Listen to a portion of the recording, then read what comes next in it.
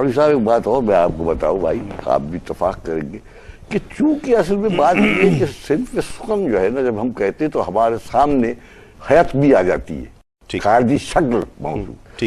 تو نعتیں یا قصیدے جتنے بھی لکھے گئے ہیں خاص طور پر مذہبی اور دینی اعتبار سے، تو ان کا فارم جو ہے شاعر کا وہ اس نے غزل کا رکھا ہے. ٹھیک ہے، کیونکہ غزل کے فارم میں ہوتا ہے.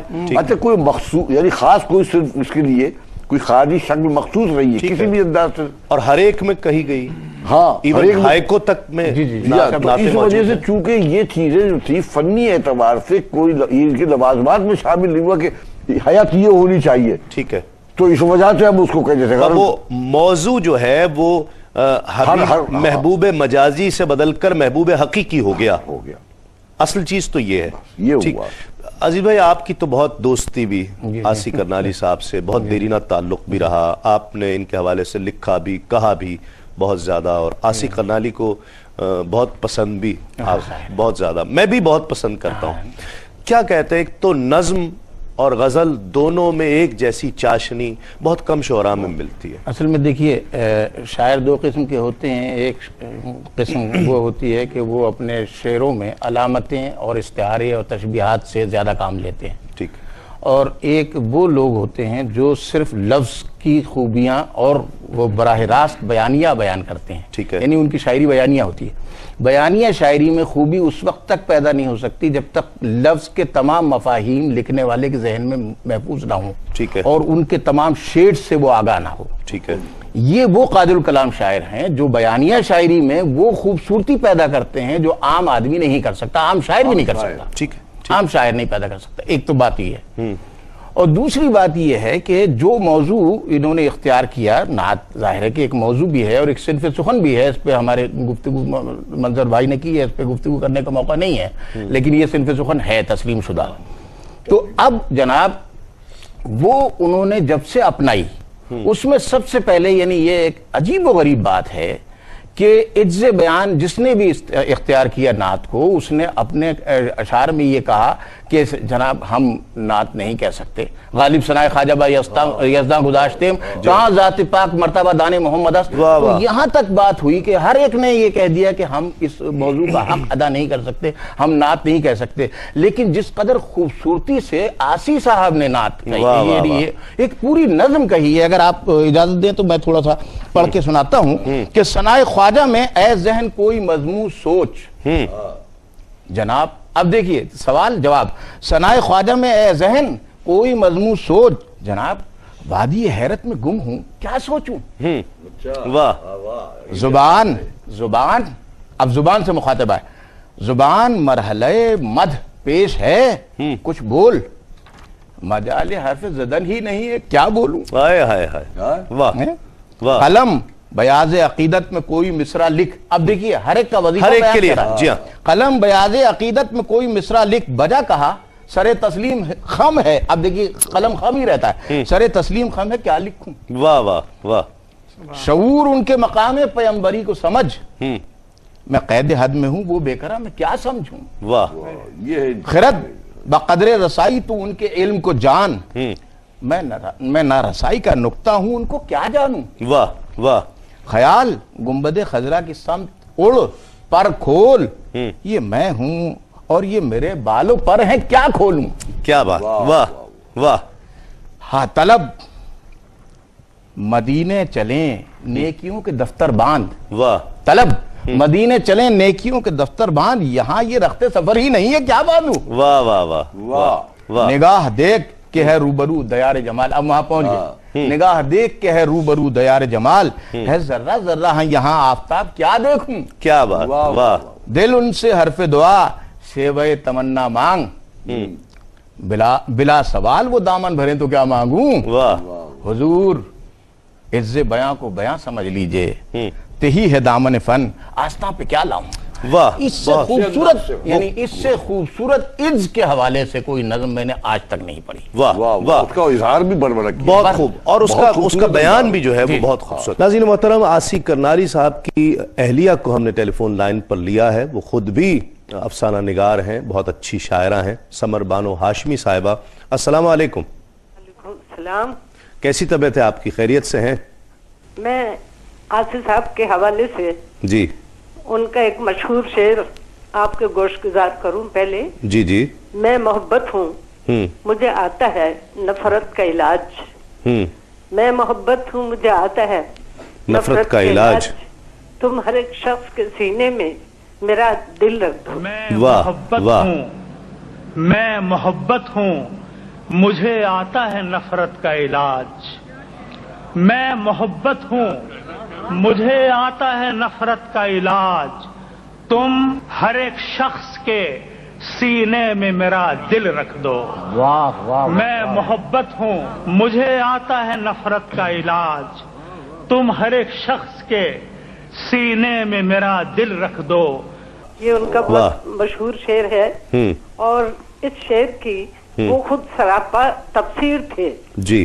وہ اتنے پیارے آدمی تھے کہ اگرچہ شاعر حضرات اتنے باخبر نہیں ہوتے گھریلو حالات سے لیکن وہ اتنے باخبر تھے کہ ان کی زندگی کا ہر پہلو میرے نزدیک اور گھر والوں کے نزدیک اتنا روشن ہے کہ جب سے وہ گئے ہیں ہمیں یوں لگتا ہے کہ ایک اتنا بڑا خلا پیدا ہو گیا ہے ہماری زندگی میں جو اب کبھی پر نہیں ہو سکتا. جی ہاں، ہم یہ خلا تو ہم بھی محسوس کر رہے ہیں اور پھر آپ کا تو تعلق ان سے ایسا تھا یقیناً آپ تو محسوس کریں گی. ان کی جو سیرت تھی نا ان کی جو شخصیت تھی پتہ نہیں آپ نے انہیں کبھی دیکھا ہے یا نہیں. شخصیت بھی بہت پیاری تھی اور سیرت اس سے بھی زیادہ پیاری تھی ماشاءاللہ. کہ ہر ایک کا دکھ بانٹنے والے ہر ایک کے دکھ درد میں شریک ہونے والے انتہائی اچھے رائٹر. وہ تو آپ کو پتہ ہی ہے. جی ہاں. 28 کی قریب کتابیں ان کی چھپ چکی ہیں اور اولڈ ایج میں انہوں نے ڈاکٹریٹ کیا تھا. جی ہاں. ریٹائرمنٹ کے بعد. یہ بہت کم لوگ اتنی ہمت والے ہوتے ہیں جی ہاں جتنے کہ وہ تھے. جی ہاں. 80-84 برس کی ان کی عمر تھی لیکن میرا اتنا خیال جتنا انہوں نے رکھا شاید کوئی شوہر اپنی بیوی کا رکھتا ہوگا. یعنی میری دوا سے لے کے میری خوراک میرے پھل. میرا نام سمر ہے میں پھل پسند کرتی ہوں. روز ان سے فرمائش ہوتی تھی لیکن وہ فرمائش ہمیشہ پوری کرتے تھے. کبھی ایسا نہیں ہوا کہ انہوں نے میری کسی بات کو رد کیا ہو. اور اس کے علاوہ ان کے حلقہ احباب ملتان میں اور ملتان سے باہر اتنا وسیع تھا اور اللہ کا شکر ہے کہ میں نے بھی ان کا مقدور بھر جہاں تک میں کر سکتی تھی میں نے ان کا ساتھ دیا. شاید بہت کم بیویاں اتنا اظہار کرتی ہوں گی جتنا میں نے کیا. میرے اپنے کچھ عقائد تھے لیکن میں ان میں بالکل رچ بس گئی تھی. اللہ تعالیٰ ان کے درجات میں بلندیاں اور رفعتیں عطا فرمائے. جی ہاں بالکل بالکل. آمین آمین. خیر خواہ ہیں کو بھی آج انہیں ان کے نقش قدم پہ چلنے کی توفیق دے. آمین. آج انہیں خراج تحسین پیش کرنے کے لیے ہی ہم یہ پروگرام پیش کر رہے ہیں ان کی نعتیہ شاعری کے تعلق سے. بہت شکریہ آپ کا، بہت شکریہ. ناظرین محترم، ایک میں واقعہ آپ سے شیئر کرنا چاہتا ہوں آسی کرنالی کے حوالے سے. میں اور اویس بھائی، اویس قادری صاحب، ہم ایک جگہ بیٹھے ہوئے تھے، غالباً کسی کھانے پر تھے. تو میں نے ان سے ذکر کیا کہ کچھ عرصے سے ایک مصرع ہے جو میرے ذہن میں ہے، وہ میں نے کہیں پڑھا ہے یا کہیں سنا ہے، مجھے نہیں معلوم، کہ رونا بھی نہیں آتا رونا تو یہی ہے. اور یہ مصرع تو ہم بہت دیر اس پر جھومتے رہے. اویس بھائی کو بھی یہ مصرع بہت پسند آیا. خیر ہم اٹھ کر آ گئے اور بہت عرصہ گزر گیا، 4-6 ماہ گزر گئے. اتفاق سے تمام و ناتمام میں دیکھ رہا تھا ایک رات، اور رات 2:30-3 بجے کا وقت تھا کہ اچانک نظر پڑی. پہنچوں در سرکار پہ چاہا تو یہی ہے، آگے میری تقدیر تمنا تو نے کہا بہر تو یہ اچھی لگ رہی ہے. اچھا میرے ذہن میں وہ مصرع نہیں تھا، اس وقت نہیں تھا جب میں پڑھ رہا تھا، ویسے ہی پڑھ رہا. اچانک میری نظر اس شعر پر پڑھی، اظہار غم ہجر کی کیا شکل نکالوں، رونے کی بھی طاقت نہیں رونا تو یہی ہے. اور میں بہت جھومتا رہا کہ آپ جس کے زیر اثر ہوں، جس مصرے کے سحر میں ہوں، وہ شعر آپ کو مل جائے، بلکہ پورا کلام آپ کو مل جائے. تو اس وقت جو ایک کیفیت ہو سکتی ہے وہ کیفیت میری تھی. اور پھر اویس بھائی سے بھی میں نے یہ ذکر کیا کہ یہ کلام مجھے ملا ہے.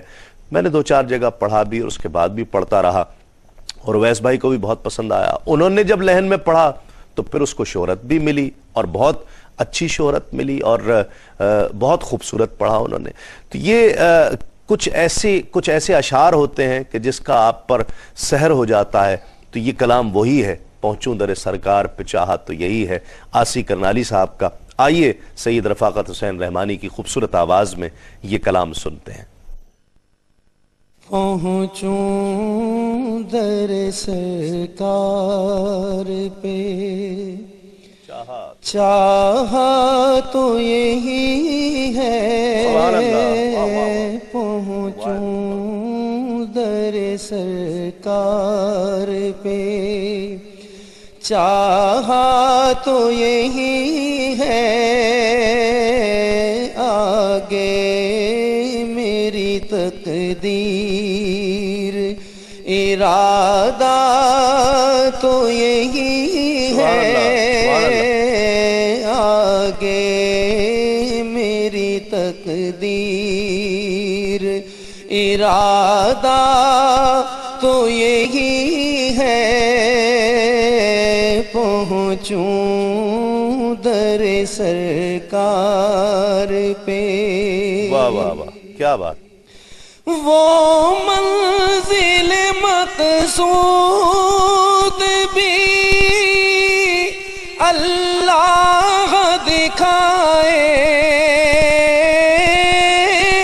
وہ منزل مقصود بھی اللہ دکھائے، آنکھوں کے لیے خاص نظارہ تو یہی ہے، آنکھوں کے لیے خاص نظارہ تو یہی ہے، پہنچوں در سرکار پہ. ہے گنبد خضرا کے سوا اور بھی جلوے، ہے گنبد خضرا کے سوا اور بھی جلوے، آنکھوں کے لیے خاص نظارہ تو یہی ہے، آنکھوں کے لیے خاص نظارہ تو یہی ہے، پہنچوں در سرکار پہ. ہر سانس سے آتی ہو صدا صلی علی کی، ہم لاکھ جئیں اصل میں جینا تو یہی ہے، ہم لاکھ جئیں اصل میں جینا تو یہی ہے، پہنچوں در سرکار پہ. اظہار غم ہجر کی کیا شکل نکالوں، اظہار غم ہجر کی کیا شکل نکالوں، رونے کی بھی طاقت نہیں، رونا تو یہی ہے، رونے کی بھی طاقت نہیں، رونا تو یہی ہے، پہنچوں در سرکار پہ